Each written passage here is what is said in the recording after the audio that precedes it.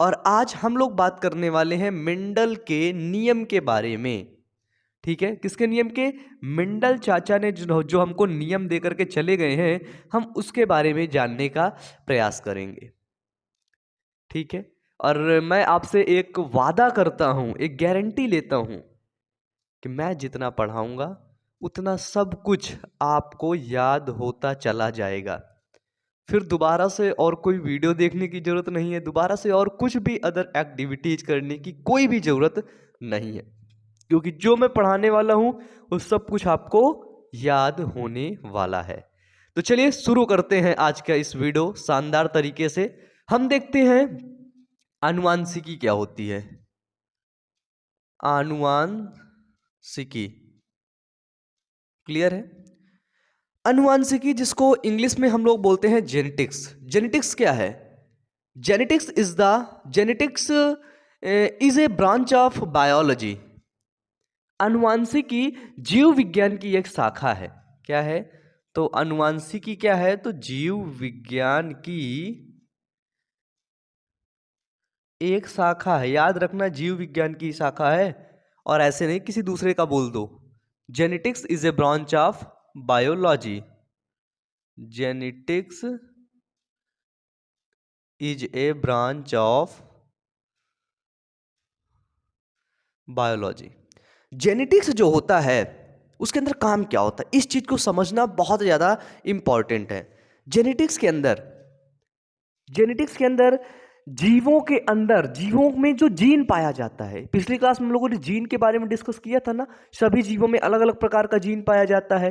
तो जेनेटिक्स के अंदर जीवों में जो जीन पाया जाता है, उनके अंदर जो आनुवांशिकता होती है, उनके अंदर जो आपकी विभिन्नता होती है, और आनुवांशिकता के अध्ययन को ही आनुवांशिकी कहते हैं। जीवों में जीन के अध्ययन को, आनुवांशिक के अध्ययन को, विभिन्नता के अध्ययन को और आनुवांशिकता के अध्ययन को हम बोल देते हैं। ये सब चीजें किसके अंदर करते हैं? तो ये सब चीजें जेनेटिक्स के अंदर करते हैं। क्लियर है? जीन के बारे में अध्ययन और वेरिएशन के बारे में अध्ययन, हेरिडिटी के बारे में अध्ययन किसके अंतर्गत करते हैं? तो वो करते हैं जेनेटिक्स नाम का घर है। क्या है? जेनेटिक्स नाम का घर है। उस घर के अंदर हम ये सारी चीजों का अध्ययन करते हैं। कौन? जीन, जेनेटिक वेरिएशन और जीन के बारे में, जेनेटिक के बारे में, वेरिएशन के बारे में, एंड हेरिडिटी के बारे में अध्ययन किसके अंदर करते हैं? इसके अंदर जो स्टडी होता है वो करते हैं आनुवांशिकी के अध्ययन अंदर। अब बात करते हैं, थोड़ा सा आगे बढ़ते हैं, चलते हैं अपने मेंडल चाचा की तरफ, कि हमारे और सबके चहेते प्रिय चाचा जी मेंडल जी, उनके बारे में थोड़ा सा बात करते हैं, है ना। जो है है ना, आनुवांशिकी के पिता किसे कहते हैं? फादर ऑफ जेनेटिक्स किसे कहते हैं? बताइए। आप लोग बोल रहे होंगे मेंडल को कहते हैं, मेंडल को कहते हैं, मेंडल को कहते हैं। मेंडल जी का आप लोग पूरा नाम बताइए, बताइए। अब हो गया, अब खत्म, लटक गए? लटक गए? अभी नहीं लटके। मेंडल का पूरा नाम बताओ। मेंडल जी का पूरा नाम था, याद रखना, ग्रेगर जॉन मेंडल। मेंडल कहाँ रहते थे? तो मेंडल ऑस्ट्रिया देश में रहते थे। कहाँ पे? ऑस्ट्रिया। पूछे पिता, ये ना समझ लेना कि मेंडल के पिता का नाम है ना, आनुवांशिकी के पिता पूछ रहे हैं। मेंडल एक देश है, उसका नाम है ऑस्ट्रिया। क्या है? ऑस्ट्रिया नामक देश में है ना, ऑस्ट्रिया नामक देश में। और ऑस्ट्रिया के अंदर एक ब्रून नामक शहर है। क्या है? ऑस्ट्रिया देश के ब्रून नामक शहर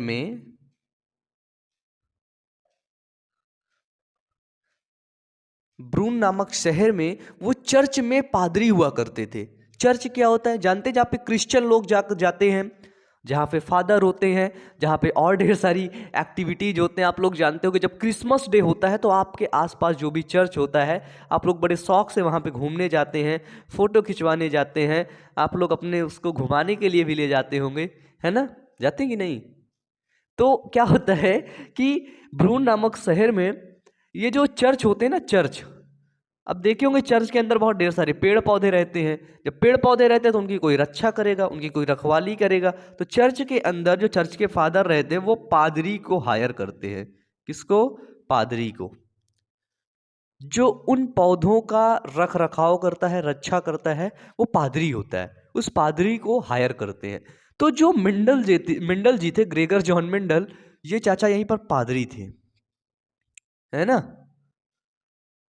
क्लियर है? समझ रहे हो ना? जैसे हमारे यहाँ जो उद्यान वगैरह में रहता है उसको क्या बोलते हैं? माली बोलते हैं, जो फूल पौधों का देख रेख करता है खेत में, है ना? इस तरह तो वहाँ पे पादरी होते थे। एक चीज और समझना, मिंडल जी को जीते जी कभी भी सम्मानित नहीं किया गया, कभी भी पुरस्कृत नहीं किया गया, और कभी भी उनकी इस नॉलेज को नहीं समझा गया। उनके इस नॉलेज को उनके जीवन में जब वो जी रहे थे तब उसको तुच्छ ही समझा गया कि अरे ये फालतू की चीजें बता रहा है, कुछ नहीं है, सब खराब है। लेकिन जब मेंडल जी खत्म हो गए, मर गए, उसके कई सालों बाद जब वैज्ञानिक रिसर्च करते करते इन्हीं की खोजों पर आ गए, तब इनको प्राइज वगैरह दिया गया। तो ये एक ऐसे वैज्ञानिक हैं जिनको जीते जी कभी भी सम्मान नहीं मिला है, जीते जी कभी भी मतलब लोगों से सहयोग नहीं मिला है, कभी नहीं मिला है, इन्होंने खुद किया है। अब ये चर्च में रहते थे, इनका गार्डन था, गार्डन में पानी वानी डालते थे। तो इन्होंने क्या किया, एक मटर के पौधे को देखा। देखो मटर दो प्रकार की होती है ना? एक होती है मटर नॉर्मली, जिसका नाम होता है पाइजम सैटाइवम, वैज्ञानिक नाम याद रखना, है ना? एक होता है जंगली मटर, जंगली मटर जिसका होता है वैज्ञानिक नाम लेथाइरस ओडोरेटस। क्या होता है?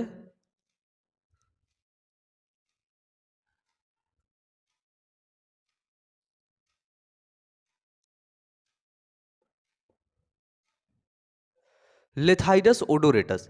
तो यदि पूछा जाए मिंडल ने उसमें किस मटर पे अपना प्रयोग किया है, तो मिंडल जी जो अपना प्रयोग किए थे वो किए थे आपका उद्यान मटर पर, है ना? उद्यान बोले तो जो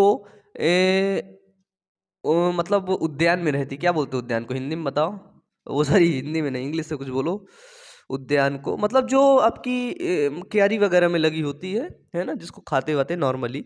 तो उन्होंने मतलब कि उद्यान मटर पर प्रयोग किया था। पाइजम सैटाइवम नाम है मटर के पौधे का। यहाँ से एक इम्पॉर्टेंट क्वेश्चन बनता है, और ब्रून नामक शहर, ये सब क्वेश्चन आपके बनते ही हैं यहाँ से। अब धीरे से बात करते हैं, क्या करते हैं, एक क्वेश्चन और पूछा जाता है आप लोगों से। क्या किया जाता है कि मेंडल ने मटर का पौधा ही क्यों चुना, और मेंडल ही आखिरकार ऐसा ही क्यों करना चाहते थे? क्योंकि मेंडल आनुवांशिकी और विभिन्नता को समझना चाहते थे कि आखिरकार कैसे विभिन्नताएं आई, कैसे कैसे जीवों का विकास हुआ, इस विषय में मेंडल समझना चाहते थे। क्वेश्चन बहुत बड़ा सा क्वेश्चन उठ जाता है कि मेंडल ने मटर के पौधों को ही क्यों चुना। और ये क्वेश्चन जायज है, और भी ढेर सारे आपके पौधे थे चर्च में, उनको चुन लेते। लेकिन मटर के पौधे को चुनने के लिए ना रीजन है। मैं आपसे कहता हूं ना, हमेशा अपने अंदर एक रीजन ढूंढो पढ़ाई करने का, एक रीजन ढूंढो कुछ करने का, एक रीजन ढूंढो एक अलग नाम बनाने का, कुछ कर जाने का। जिस दिन वो रीजन आपको मिल जाएगा ना, उस दिन आप बहुत कुछ कर डालोगे। मिंडल को रीजन नहीं मिल रहा था, रीजन नहीं मिल रहा था, रीजन नहीं मिल, लेकिन फाइनली उनको रीजन मिल गया। मिंडल मटर में करने के लिए रीजन क्या था, उनको मिल गया, समझ आ गया कि अब बस अब करना है तो मटर में ही करना है। क्यों? क्योंकि मटर का पौधा एक वर्षीय होता है, एक साल में 2 बार भी हो जाता है। इसको आसानी से इसका अवलोकन कर सकते हैं, आसानी से इसको देख सकते हैं, आसानी से इसके लक्षणों को पहचान सकते हैं, आसानी से इसमें क्रॉस करवा सकते हैं। यानी कि ये विभिन्न लक्षणों वाला था। मटर का पौधा विभिन्न लक्षणों वाला था, गोल, पीला, झुर्रीदार, हरा, ये कई लक्षणों वाला मटर का पौधा था। जब ये कई लक्षणों वाला था तब मेंडल समझ गए कि यार अब कुछ भी करना है मटर पे ही कर लो, क्योंकि अगर मेंडल अपना प्रयोग किसी और पौधे पर करते जो 10 साल में एक बार ही फूल देता है, पौधे देता है, ऐसा कुछ करता है, तो क्या होगा? तो 10 10 10 मतलब दो चारे प्रयोग हो पाते, मेंडल अपना पूरा प्रयोग कर ही ना पाते, है ना? बताओ कर पाते क्या? कभी जीवन में ना कर पाते। लेकिन मेंडल ने मटर को चुन करके मेंडल ने बहुत बुद्धिमानी का काम किया, और वैसे भी वो बुद्धिमान थे ही। तो जब मेंडल मटर का पौधा मेंडल को मिल जाता है तो मेंडल अपना ग्राफ अब खिंचा करके नियम देना शुरू कर देते हैं। कब? जब उनको बहुत सालों तक वो समझते हैं, देखते हैं, अवलोकन करते हैं, रिसर्च करते हैं। यही होता है रिसर्च। आप लोग बोलते हैं ना मेरे को साइंटिस्ट बनना है, ये करना है, वो करना है। कैसे हो साइंटिस्ट? कोई लिखा थोड़ी ना होता है कि एक कमरे में लिखा हुआ साइंटिस्ट घर, आप उसके अंदर घुस गए साइंटिस्ट बन गए। साइंटिस्ट आप लोग हैं, आप लोग रिसर्च कुछ ना कुछ कर ही रहे हैं। बस फर्क इतना है कि वो रिसर्च अभी आपके काम में नहीं है, या फिर किसी और के काम में आ रही हो, शायद उसको पता ना हो, या फिर आपको इनडायरेक्ट रूप से वो काम कर रही हो। सभी आप लोग एक साइंटिस्ट हैं, आप लोग सभी लोग एक न एक रिसर्चर हैं। हमेशा कुछ ना कुछ करते रहते हैं। यार बाइक लेना है, यार मोबाइल लेना है, यार मोबाइल का डाटा ख़त्म हो गया है, यार उधर से करके कुछ कुछ बात बात करनी है उससे, यार उससे बात करनी है, नंबर वो ही नहीं है, रिचार्ज ही नहीं है, फिर रिसर्च करोगे, ढूंढोगे। तो आप लोग सभी एक रिसर्चर है, परेशान मत होना। तो अब इतना चीज़ें आप लोग समझ चुके हैं। अब बात करते हैं कि आखिरकार मेंडल ने मटर वटर को तो ले लिया, अब मेंडल ने नियम क्या दिया। मेन फोकस करते हैं अब हम लोग नियम पर कि मेंडल ने अपने क्या नियम दिए और इस नियम में उन्होंने क्या बताया। आप लोग इसको लिख सकते हैं, तो इसको मैं मिटा दूं। एक चीज़ और, मेंडल ने जो प्रयोग किया, समझना, मेंडल ने दो प्रयोग किया, फर्स्ट एंड सेकेंड। लिख लेना इसको अपने कॉपी में, हमेशा याद रखना। मेंडल ने सबसे पहले, मेंडल का जो प्रयोग था, मेंडल के नियम अलग हैं, प्रयोग अलग हैं, ये याद रखना। मेंडल का प्रयोग था एक संकर संकरण, और दूसरा क्या था?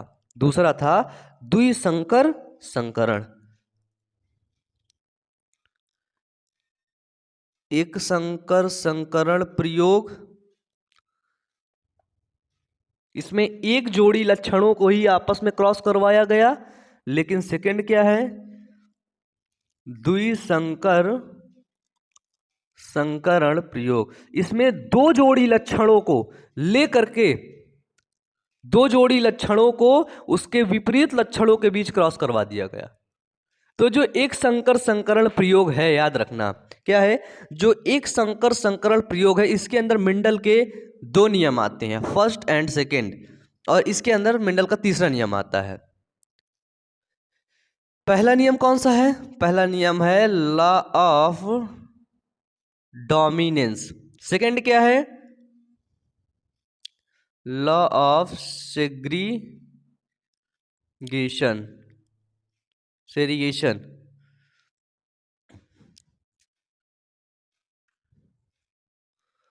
TION, law of segregation. और थर्ड नियम क्या है? Law of independent independent assortment. पहला लॉ क्या है? तो पहला लॉ है प्रभाविता का नियम, दूसरा क्या है? पृथक्करण का नियम, तीसरा क्या है? स्वतंत्र अपव्यूहन का नियम। इन तीनों नियम को 10 बार बोलो। अभी वीडियो को पॉज करो और 10 बार इन तीनों नियम को बोलो। चलो जल्दी बोलना शुरू करो। एक बार हो गया, दो, तीन, चार, पाँच, 6, 7, 8, 9, 10। कंप्लीट। अब ये तीनों नियम क्या होगा, आपको याद हो जाएंगे। क्लियर है? याद हो जाएंगे। इसको मैं यहां शॉर्ट में लिख दूं, प्रभाविता, फिर पृथक्करण, तीसरा स्वतंत्र अपव्यूहन। तो सबसे पहले मेंडल के एक संकर संकरण प्रयोग की तरफ चलते हैं।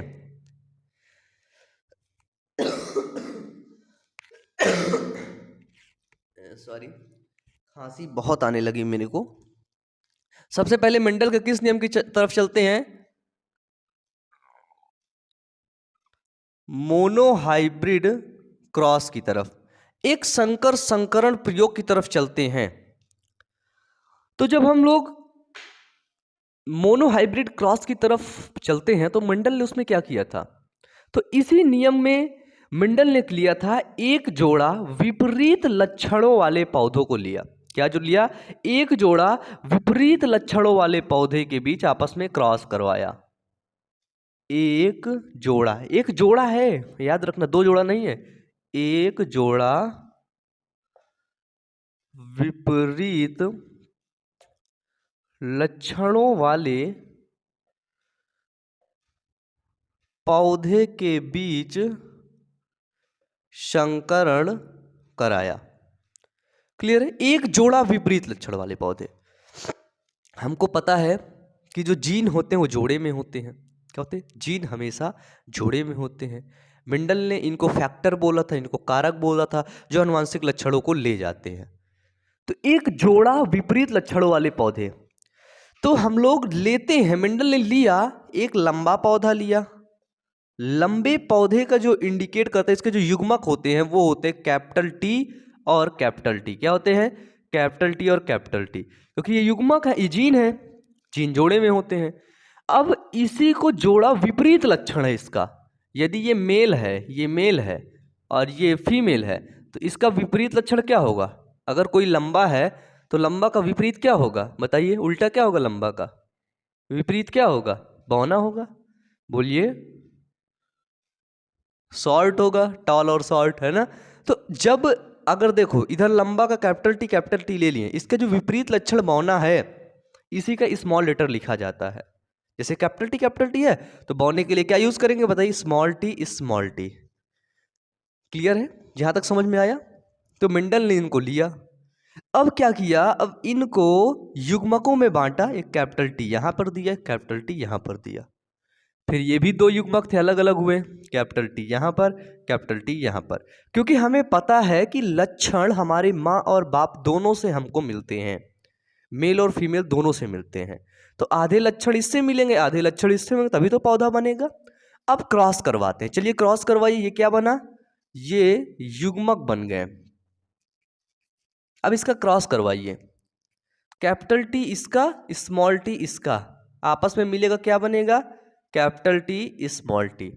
फिर कैपिटल टी इसका और स्मॉल टी इसका, आपस में मिलेगा, क्या बनेगा? Capital T small T. फिर सर कैपिटल टी इसका, स्मॉल टी इसका, क्या बनेगा? Capital T small T. फिर कैपिटल टी इसका, स्मॉल टी इसका, क्या बनेगा? Capital T small T. है ना? बिल्कुल सिंपल है, बिल्कुल सिंपल है, इसमें समझने वाली बात है, बिल्कुल सिंपल है। ये जो लंबा है ये शुद्ध लंबा पौधा है। ये देखो कितना लंबा पौधा है ये, है ना? और ये कैसा पौधा है? तो ये बौना पौधा है। अब देखो ये जो है ये है प्रथम पीढ़ी। प्रथम पीढ़ी बायोलॉजी में इसको बोलते हैं F1 पीढ़ी। F1 पीढ़ी में जो हमको संतानें प्राप्त हुई हैं वो कैसी हैं? अब ये समझना होगा, कैसी संतानें हैं। अब हम इसको देखते हैं। जब हम इसको देखते हैं तो एक होता है जीनोटाइप और एक होता है फिनोटाइप। याद रखना है, बहुत सिंपल है, बिल्कुल आसान। सॉरी, जीनोटाइप क्या होता है? जीन के अंदर घुस करके देखना। अभी हम इसको दूर से देख रहे हैं, यहाँ पे जो पौधा बनेगा ये देखो, सभी ऐसे पौधा बन रहे हैं। तो ये हम जीन के अंदर नहीं घुसे हैं, हम तो बाहर से देख रहे हैं। हमको सभी ऐसे पौधे मिले, तो ऐसे पौधे यहाँ से मैच किए तो सभी पौधे क्या हैं? लंबे हैं। तो हम बाहर से देख करके बता रहे हैं कि अरे ये सब तो पौधे लंबे हुए हैं यार, पहली पीढ़ी में लंबे हुए। तो जो फिनोटाइप हुआ, फिनोटाइप मतलब बाहर से हम देख के बता दिए, फिनोटाइप है ना, ये इसको बोलते हैं फिनोटाइप। जो फिनोटाइप में है वो क्या होंगे? सभी लंबे पौधे होंगे। सभी कैसे पौधे होंगे? लंबे पौधे। लेकिन अगर इसी का जीनोटाइप देख लेंगे, क्या देख लेंगे? जीनोटाइप। जीन के अंदर घुस करके देखेंगे तो भैया इसके अंदर लंबे का भी गुण है और बौने का भी गुण है। तब हम इसको जीनोटाइप बोल देंगे कि सभी संकर लंबे पौधे,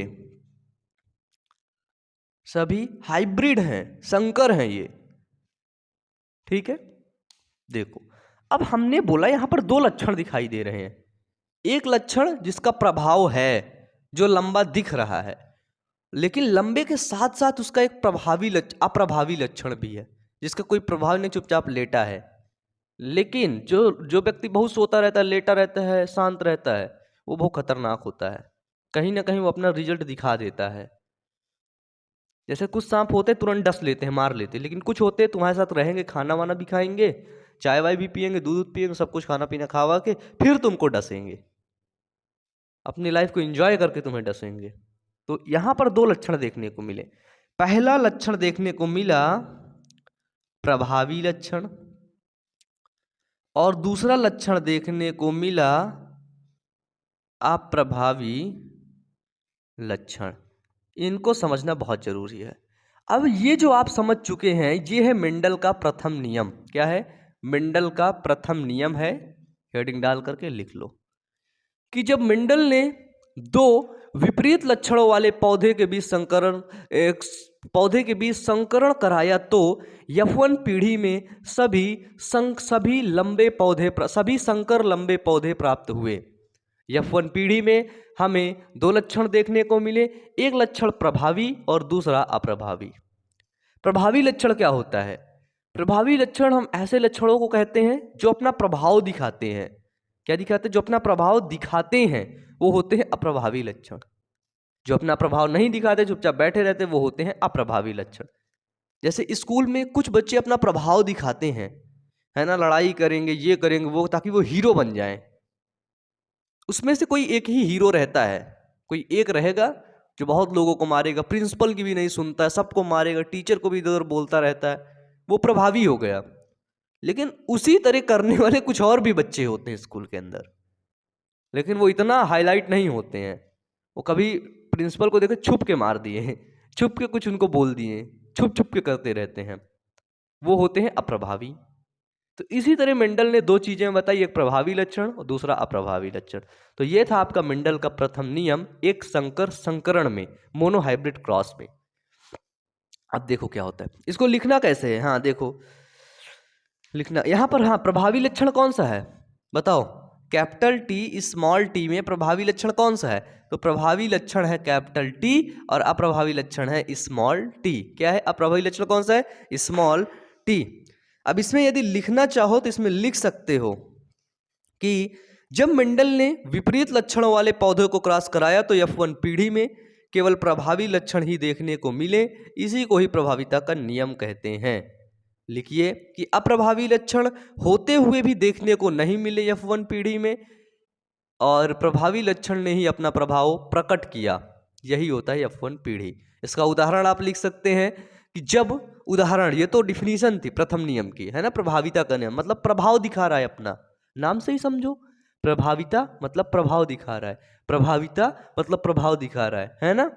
तो प्रभाविता देखो, F1 पीढ़ी में उसका उदाहरण लिखोगे कि उदाहरण कैसे किया, तो मेंडल ने शुद्ध लंबे पौधे और शुद्ध बौने पौधे कैपिटल टी स्मॉल टी के बीच क्रॉस करवाया, तो F1 पीढ़ी में सभी पौधे संकर लंबे पौधे देखने को मिले। इसमें प्रभावी लक्षण कैपिटल टी है और अप्रभावी लक्षण स्मॉल टी है। लिखने के लिए आप कुछ भी लिख सकते हो, एक बार आपने कॉन्सेप्ट समझ गए तो, एक बार आपको कॉन्सेप्ट याद हो गया तो, ये है आपका मेंडल का प्रथम नियम। क्या है? प्रथम नियम। इसको मिटा दो, नीचे वाला मिटा दो, इसको लिखना चाहो तो आप लोग लिख सकते हो। चलो लिख लो, लिख लिए। देखो ये है F1 पीढ़ी।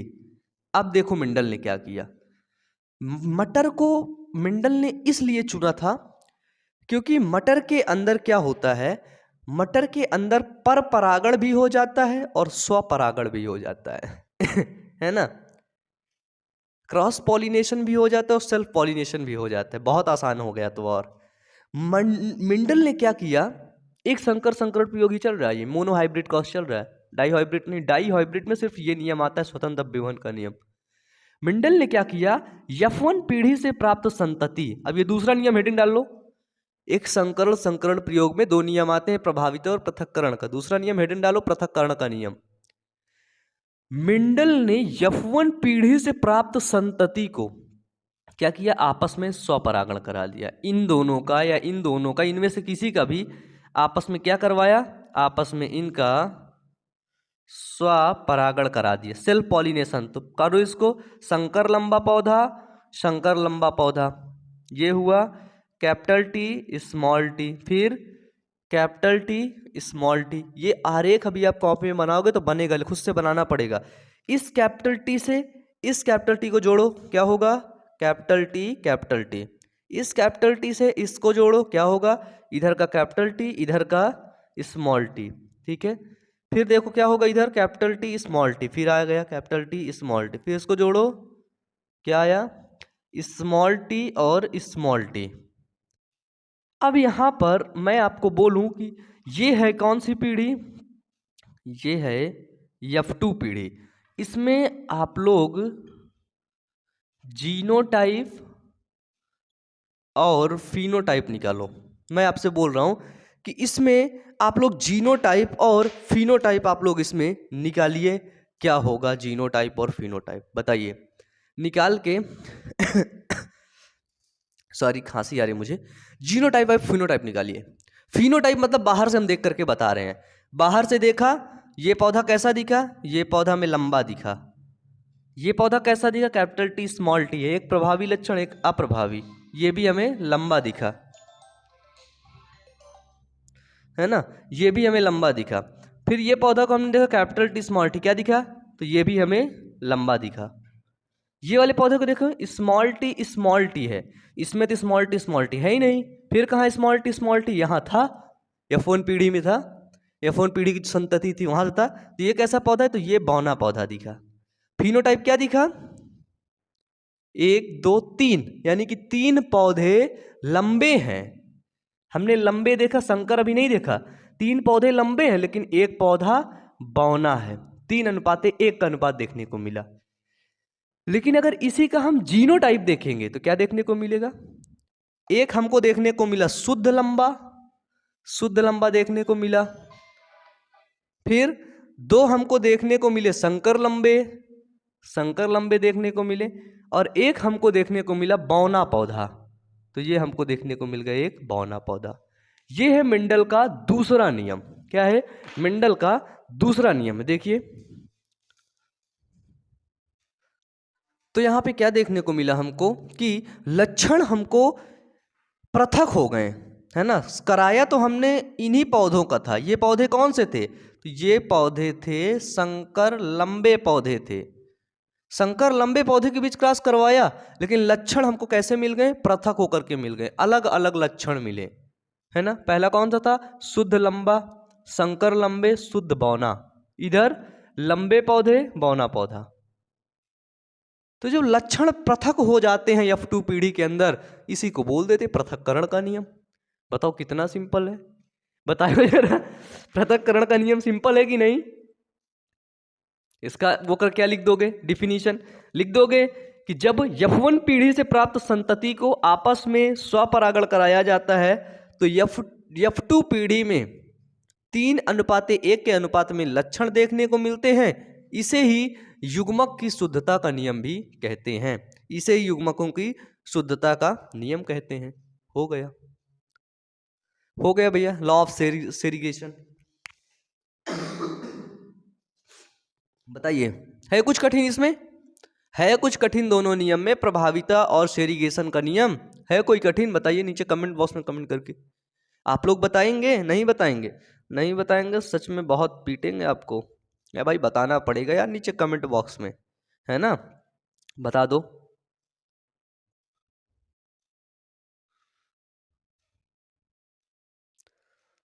देखो डिफिनीशन लिखना चाहो तो एक मेरे पास डिफिनीशन है, क्या लिख बोलता हूँ सुनना, कि जब प्रथम संतानी पीढ़ी F1 पीढ़ी के विषम युग्मनजी पौधों के बीच, ये संकर लंबे हैं, है ना, ये क्या है, ये समयुग्मजी है, समयुग्मजी। ये क्या है, ये भी समयुग्मजीय मतलब इसके जो युग्मक हैं वो समान है, कैपिटल टी, लेकिन ये क्या है, तो ये विषम युग्मजीय है। क्या है सर, तो ये विषम विषम युग्मजीय है कि जब संतानीय पीढ़ी F1 के विषम युग्मनजी पौधों में स्वपरागण कराते हैं तो द्वितीय संतानीय पीढ़ी में के सदस्यों में विपरीत लक्षणों का एक निश्चित अनुपात का पृथक्करण हो जाता है और यह लक्षणों के पृथक्करण का नियम कहलाता है। ठीक है, जब इसे युग्मकों की शुद्धता का नियम भी कहते हैं, एक बात याद रखना इसी पृथक्करण के नियम को युग्मकों की शुद्धता का नियम भी कहते हैं। किसका नियम सर, तो युग्मकों की शुद्धता का नियम भी कहते हैं। क्लियर है, तो ये था हमारा एक संकर संकरण। अब हम लोग पढ़ेंगे द्विसंकर संकरण के बारे में, क्रॉस के बारे में करने वाले हैं। मेंडल का तीसरा नियम जिसको बोलते हैं लॉ ऑफ इंडिपेंडेंट असॉर्टमेंट। क्या बोलते हैं, लॉ ऑफ इंडिपेंडेंट असॉर्टमेंट, और इसको हिंदी में बोलते हैं स्वतंत्र अपव्यूहन का नियम। क्या बोलते हैं सर, स्वतंत्र अपव्यूहन का नियम। हेडिंग बना सकते हो इसकी, लॉ ऑफ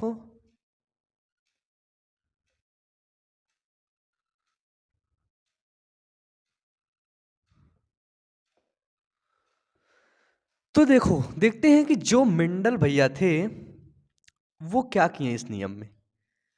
तो मेंडल ने अपने प्रथम नियम में जो एक संकर संकरण कराया था उसमें एक जोड़ी लक्षण लिया था। क्या लिया था, एक जोड़ी विपरीत लक्षणों के बीच क्रॉस करवा दिया था। एक लंबा ले लिया था, एक तरफ बौना ले लिया था, उसी के बीच क्रॉस करवा दिया। लेकिन इसमें मेंडल ने क्या किया, इसमें मेंडल ने दो जोड़ी विपरीत लक्षणों वाले पौधे के बीच संकरण करवाया। क्या करवाया इस नियम में, इस नियम में मेंडल ने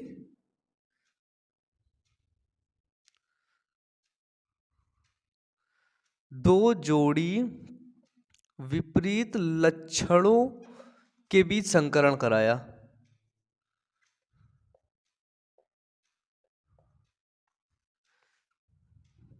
याद रहेगा, इसमें दो जोड़ी लक्षण लिया, एक जोड़ी लंबा बौना था प्रथम नियम में, द्वितीय नियम में, लेकिन इसमें दो जोड़ी है, लंबा है, लंबा के साथ साथ पीला भी है ना, लंबा पीला बौना हरा, ऐसे करके।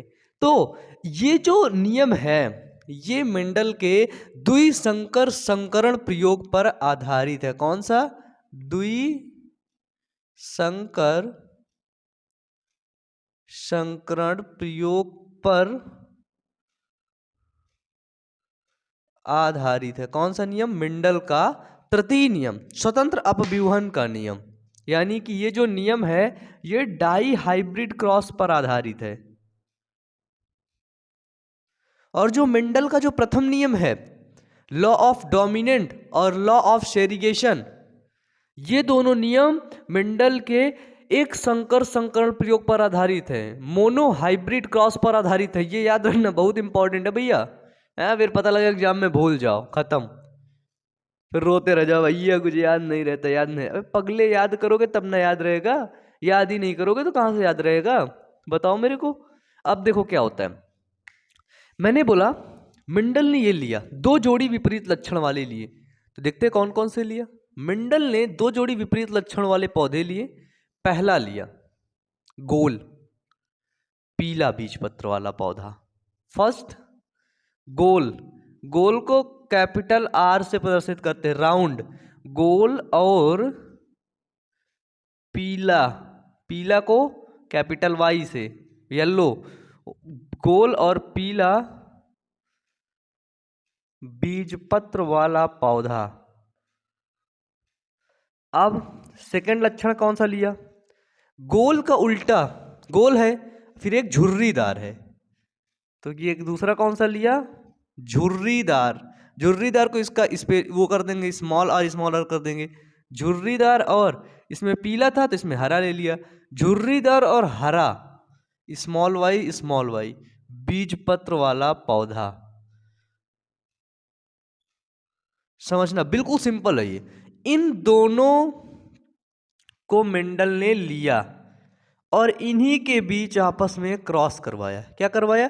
इन्हीं के बीच आपस में क्रॉस करवाया। अब देखो क्रॉस कैसे करवाया। अब इधर लिखो, शुद्ध ही अभी है ना, गोल पीला बीज पत्र, और इधर लिखो झुर्रीदार हरा बीज पत्र। करो इसको। गोल पीला क्या है? Capital R capital R capital Y capital Y. झुर्रीदार हरा small R small R small Y. इनका जो युग्मक निकालेंगे है ना, यदि देखो, यदि ये कैपिटल आर है और कैपिटल वाई है, इनको दोनों को अलग करके निकालोगे, इनका युग्मक निकालोगे तो देखो यही निकलेगा। क्या?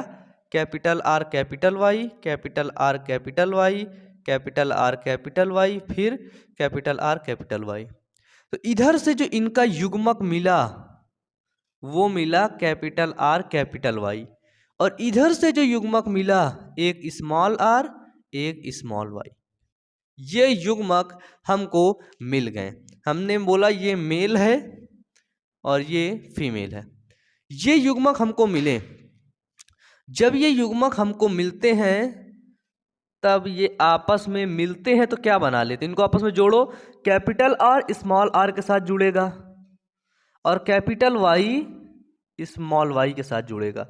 ये है F1 पीढ़ी, है ना, F1 जेनरेशन है ये। बस ये क्या है? देखो ये गोल तो है नहीं, गोल तो है नहीं, क्या है? संकर गोल है। संकर गोल और संकर पीला बीजपत्र वाला पौधा। यदि देखो, यदि कैपिटल आर होता तो हम बोल देते ये क्या है, तो ये शुद्ध गोल है। ये कैपिटल आर स्मॉल आर है, यानी कि एक प्रभावी लक्षण है और स्मॉल आर अप्रभावी लक्षण है। तो ये कैसा गोल है? ये अशुद्ध है, यानी कि इसको बोलते हैं ये संकर गोल है। क्या है भैया? तो ये संकर गोल है। तो यहाँ पे हमें क्या मिला?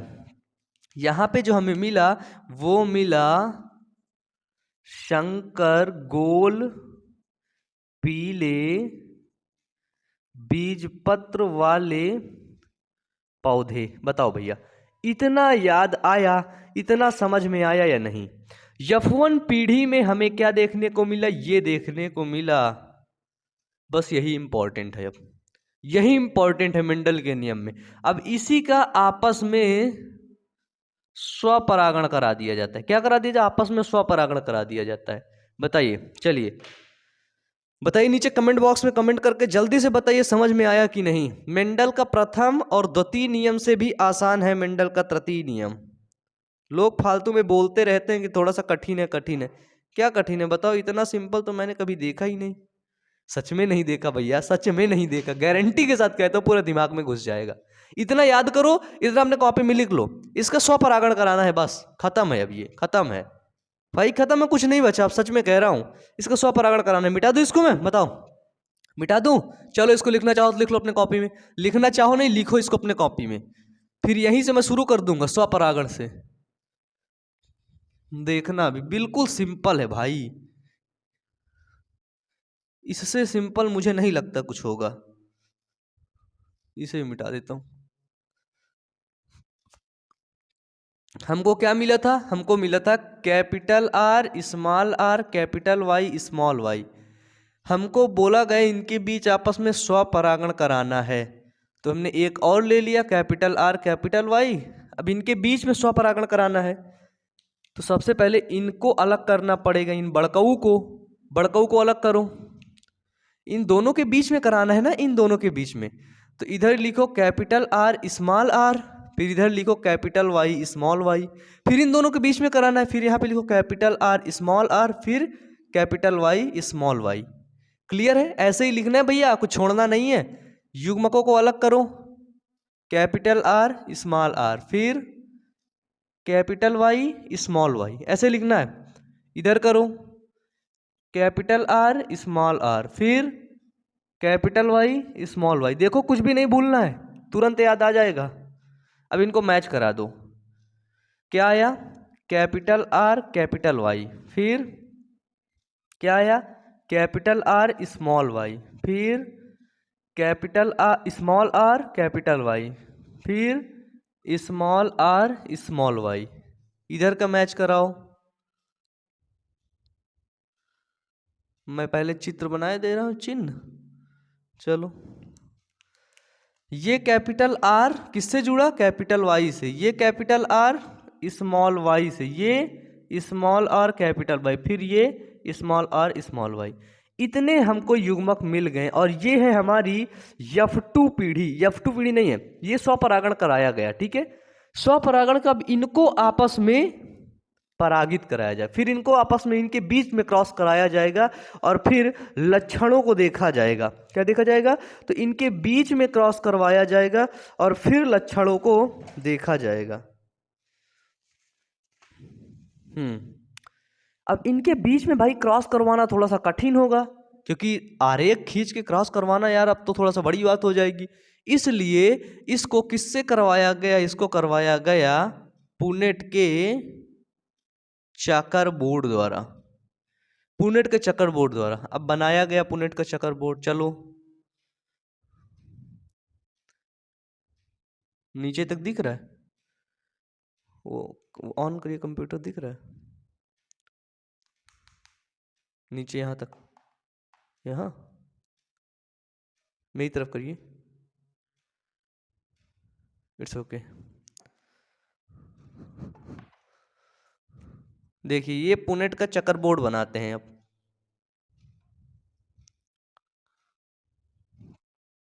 एक खाना, दो खाना, तीन खाना, चार खाना, है ना? अब इधर भी कर दो।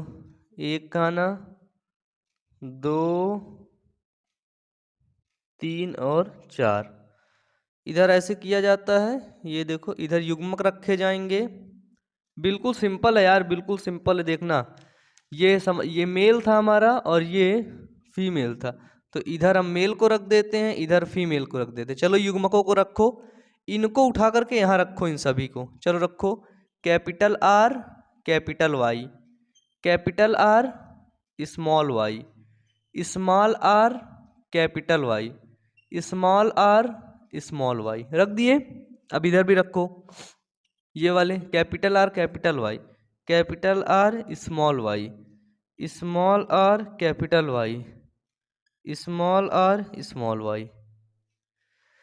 अब इसको इसको आपस में मिलाओ, तो देखो एक को मिला के बता रहा हूं, फिर सब आसानी से आप लोग मिला लोगे। इसका आर इससे मिलाओ, क्या बनेगा? कैपिटल आर बन गया। फिर इसका वाई इसके वाई से, कैपिटल वाई, बस ऐसे ही मिलाओ।